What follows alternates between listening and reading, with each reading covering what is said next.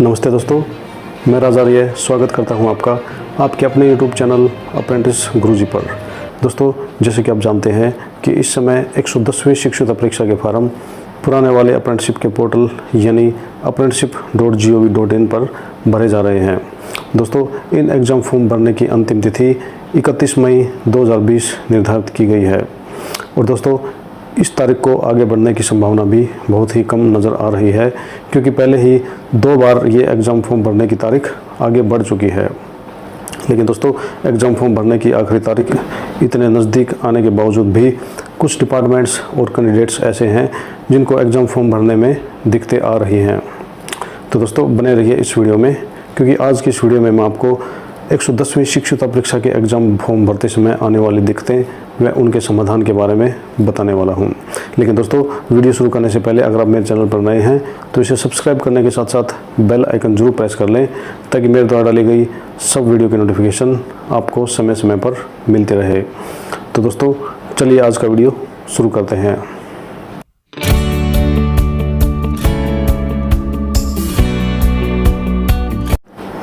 तो दोस्तों सबसे पहले हम बात करते हैं 110वीं शिक्षुता परीक्षा के एग्ज़ाम फॉर्म के भरने के बारे में।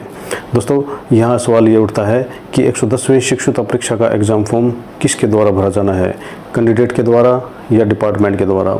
तो दोस्तों ये बात मैं क्लियर कर देता हूँ कि एग्ज़ाम फॉर्म भरने की जिम्मेदारी कैंडिडेट की होती है। यानी अगर आप कैंडिडेट हैं और आपकी अप्रेंटिसशिप 15 अप्रैल 2020 तक पूरी हो चुकी है तो एग्ज़ाम फॉर्म भरना आपकी स्वयं की जिम्मेदारी है। दोस्तों उसके बाद हम बात करते हैं कि डिपार्टमेंट के द्वारा एग्ज़ाम फॉर्म भरने उपरांत क्या क्या कार्रवाई की जानी होती है। दोस्तों जब आप अपना एग्ज़ाम फॉर्म सबमिट कर देते हैं तो उसकी एक मेल डिपार्टमेंट को जाती है, यानी आपने आपका एग्ज़ाम फॉर्म भर दिया है, इसकी सूचना डिपार्टमेंट को मेल के द्वारा भी मिल जाती है। दोस्तों उसके बाद डिपार्टमेंट उनके लॉगिन पोर्टल पर आपके एग्ज़ाम फॉर्म को अप्रूव करता है। दोस्तों एग्ज़ाम फॉर्म अप्रूव करने पश्चात डिपार्टमेंट द्वारा आपके सेशनल मार्क्स चढ़ाए जाते हैं।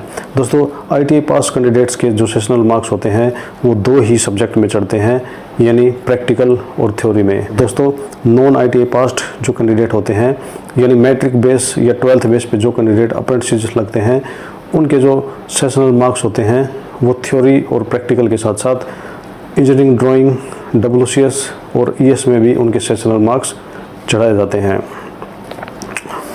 तो दोस्तों उसके बाद हम बात करते हैं प्रैक्टिकल के मार्क्स अपलोड करने की। जी हाँ दोस्तों, प्रैक्टिकल के मार्क्स को अपलोड करने की जिम्मेदारी भी डिपार्टमेंट की ही होती है। दोस्तों अब से पहले जितने भी एग्ज़ाम हुए थे उन एग्ज़ाम्स में प्रैक्टिकल के मार्क्स चढ़ाने की जिम्मेदारी संबंधित ज़िले की ITI या RDSC की होती थी। लेकिन दोस्तों इस साल से इस सिस्टम को बदलकर डिपार्टमेंट को इस चीज़ की जिम्मेदारी दे दी गई है कि अब किसी भी डिपार्टमेंट में जब किसी कैंडिडेट की अप्रेंटिसशिप पूरी होती है तो उस डिपार्टमेंट द्वारा उस कैंडिडेट का प्रैक्टिकल का एग्ज़ाम उसी समय ले लेना है और उसके नंबर को अपने रिकॉर्ड में रख लेने होते हैं, ताकि जब आगे एग्ज़ाम फॉर्म भरने का समय आए तो वो नंबर पोर्टल पर चढ़ाए जा सकें। तो दोस्तों इस तरीके से आपका एग्ज़ाम फॉर्म भरने उपरांत डिपार्टमेंट के द्वारा इसे अप्रूव करने, सेशनल मार्क्स चढ़ाने और उसके बाद प्रैक्टिकल के नंबर चढ़ाने का कार्य करना होता है। दोस्तों अभी हम बात करते हैं कि एग्ज़ाम फॉर्म भरते समय आने वाली एरर्स के बारे में। दोस्तों हम बढ़ते हैं पहली एरर की तरफ। तो सबसे पहली एरर जो है वो हमारी है मोबाइल नंबर की एरर। दोस्तों कुछ कैंडिडेट ऐसे हैं जो अपना एग्ज़ाम फॉर्म भरते हैं, उनका जो एग्ज़ाम फॉर्म है वो मोबाइल नंबर में कुछ एक डिजिट ज़्यादा होने की वजह से सबमिट नहीं हो पाता।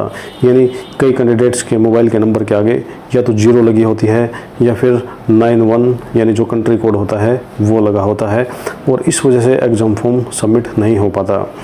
तो दोस्तों इस एरर को दूर करने के लिए मैं आपको बता देता हूँ कि ये कार्य आपकी प्रोफाइल एडिटिंग से ही संभव है। और दोस्तों अभी पोर्टल पर प्रोफाइल एडिटिंग का ऑप्शन समाप्त कर दिया गया है, लेकिन दोस्तों जिस डिपार्टमेंट में आप अप्रेंटिसशिप कर रहे हैं उस डिपार्टमेंट के लॉगिन पोर्टल पर अभी भी अप्रेंटिस प्रोफाइल एडिट का ऑप्शन दिया गया है।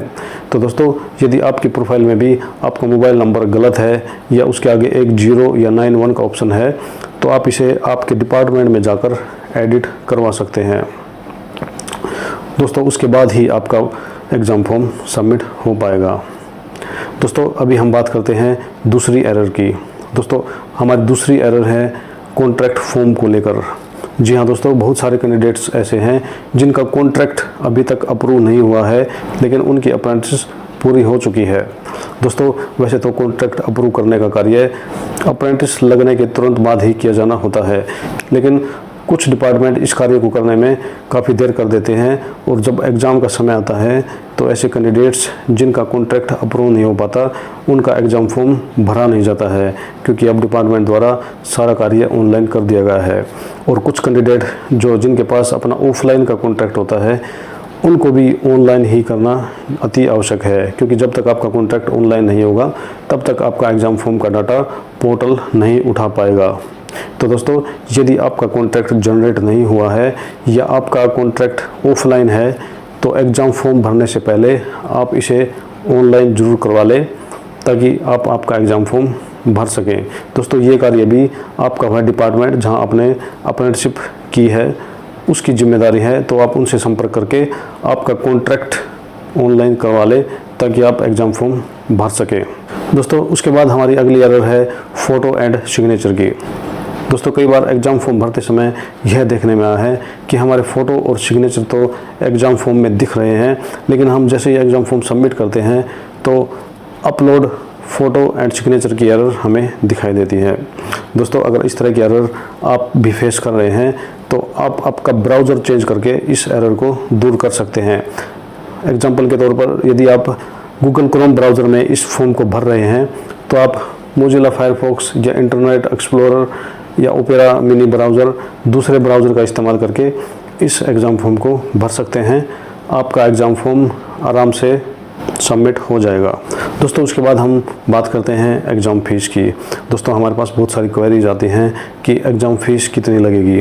दोस्तों 110वीं शिक्षुता परीक्षा के लिए जो इंस्ट्रक्शन जारी हुई थी उस इंस्ट्रक्शन के अनुसार जब हम ऑनलाइन एग्ज़ाम फॉर्म भरते हैं तो उसी में एग्ज़ाम फ़ीस काटे जाने का ऑप्शन देने का प्रावधान किया गया था।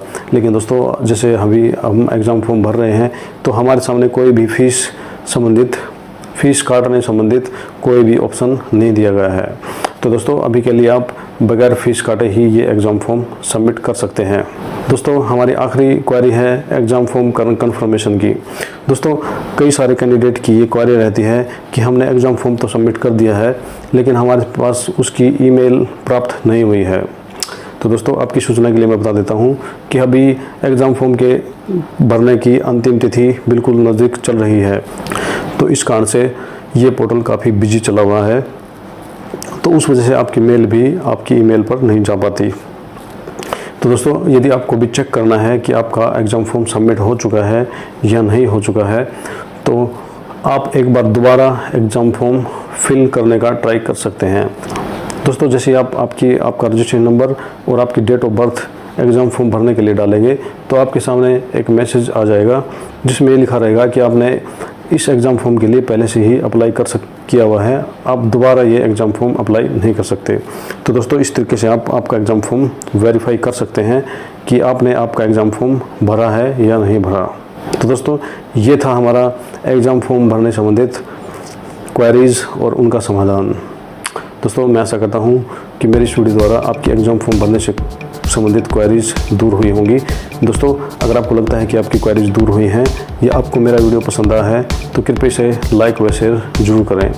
दोस्तों यदि आप मेरे चैनल पर नए हैं तो इसे सब्सक्राइब करने के साथ साथ बेल आइकन जरूर प्रेस कर लें ताकि मेरे द्वारा डाली गई सब वीडियो के नोटिफिकेशन आपको समय समय पर मिलती रहे। तो दोस्तों आज के वीडियो में इतना ही, मिलते हैं अगले वीडियो में, तब तक के लिए वंदे मातरम, जय हिंद।